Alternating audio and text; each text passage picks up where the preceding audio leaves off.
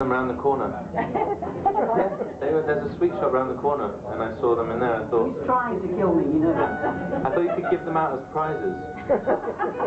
Food prizes. Welcome everyone, and yes, a round of applause for the great Linda Thompson.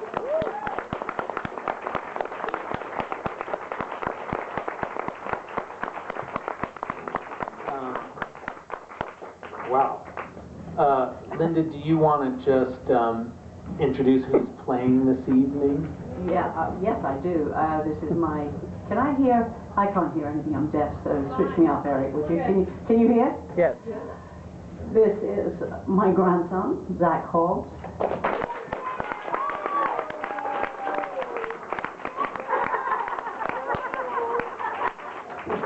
And this is the wildly more important.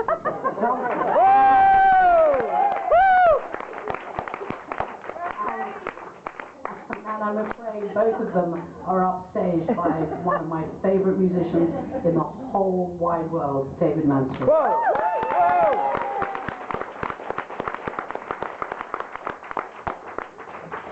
And I guess the format tonight is we're gonna talk a little. I'm gonna ask you a few questions, and then the men are going to play a little music and so on and so forth. Manly stuff.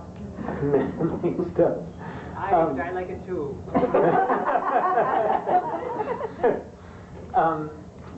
Are you ready? You ready for a few questions? Oh, I am, yeah. Okay. Yeah, I'm ready. So let's talk about the new album. So what's new about this album? In some ways it's similar to the two that you've recorded since the sort of alleged comeback, but what's new with this one for you? Well, I think it's a little more folky and a little more family orientated, or oriented, as you say. You guys know that I've got dysphonia, and I want you to just ignore it. You know, if it sounds funny, just deal with it. Fine.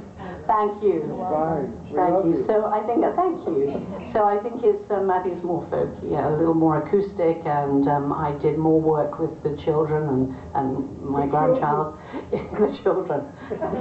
Even David's on this record. He's my children too. But I think that's why it's a little bit different. And not much different, let's face it. What accounts for the folkier direction for you? Is that just what you're interested in, or just these are the songs that were calling to you in this period, or? Well, sort of, you know. I mean, the thing is, I mean, like everybody in the music industry now, because it's so small and it's so reduced, you can do anything you like. I mean, there's nobody saying to you, if you don't sing such and such a song, you won't sell records. I mean, you're not going to sell records anyway. So you may as well just do what you like, and that's very liberating. And so when you say folkier, what exactly would that mean to you? What's folky about this album? Well, there's a lot of folky themes, you know, the sea and star-crossed lovers and all the stuff about British folk and in American folk too. So, yeah, and a little more acoustic. I think it's a little more acoustic, this record. I mean, I haven't got it right in my hand, so I can't really remember. But yeah, I think it's got folkier themes, and that appeals to me. And is it possible that playing with the family is an aspect of that folkiness, or are they just the players at hand? Yeah, that's right. They're just the players at hand. I don't even have to pay them. No, I mean they're very good musicians in their own right, and you know, otherwise, you know, I wouldn't be able to you know, employ them. And it's fantastic. It's a way of keeping in touch with your children. You know, if you say turn up at the studio, they'll turn up. So it's nice. I see them a little more often than maybe some grandparents see their children and grandchildren. But is there a way that playing with them, does something happen musically playing with your family that's different from what happens if you're playing with, you know, random excellent folk musician? Well, I think it does. You know, it's you know, I'd sort of call it out. Maybe everybody calls it. There's a thing called blood singing, and blood singing is great. It just sounds different. when people are related, it sounds different. It's a more cohesive sound, you know. I don't know what Crosby, Stills and Nash would say about that, but I mean, because they're pretty good. But it's something to do with being related. It's very nice when you're singing. I noticed there's one song on the record where you've completely farmed out even the lead vocals to a family. I know. I tried to farm out all the lead vocals, but I couldn't do it. But we had done a tribute to Kate McGarrigle, wonderful Kate McGarrigle. And in fact, last time I was in this room, she was sitting right there, and I can still see her. It's unbelievable. I sort of feel, I don't know why the chair's empty, but it must be for a reason, It's a fantastic song. I thought it was a Kate song, but it's an Anna and Chaim Tannenbaum, who's here tonight. The fantastic Chaim Tannenbaum. We sang it live, and it sounded nice, so we thought we'd just do it on the record. And Cami had sung it, the vocal live, the lead vocal, so she got the job. And did you think about singing it yourself, or was it always Cami's lead? I think it was always Cami's lead. Yeah, she did a very good job.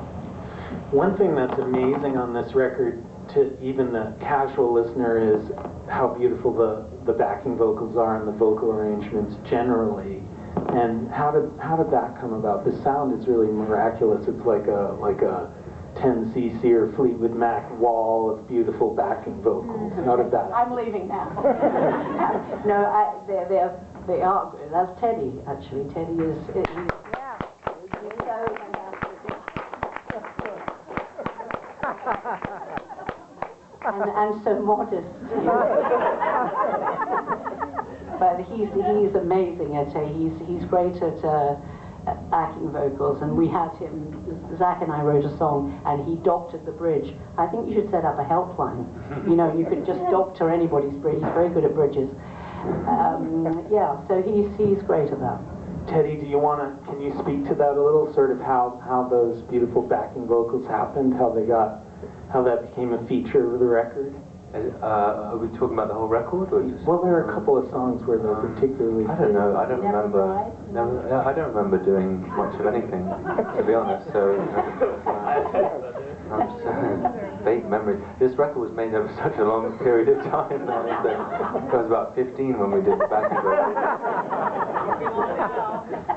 Exactly. Won't be long now. Wink, wink. I don't know. It's just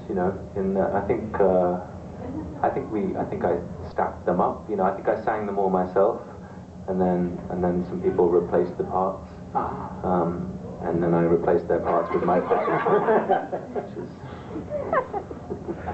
We had great singers. We had Jenny Muldaur, and I can't remember who else, but a lot of great singers.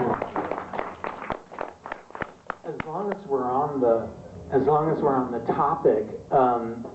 I think you guys are going to play It Won't Be Long Now. Mm-hmm. Is that the first song? Am I right about that? All right. Let's hear it.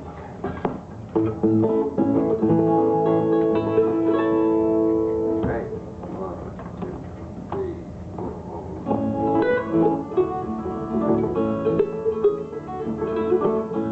Is this on? Does it sound like it's on? No, it's not, is it? Is anybody on it? Yeah, everybody but you. Everybody but me. Is your tuner maybe engaged? It made a little noise, and then now it's stopped working. If you mute it for a sec, I'll go straight in. Yeah, you can't get help.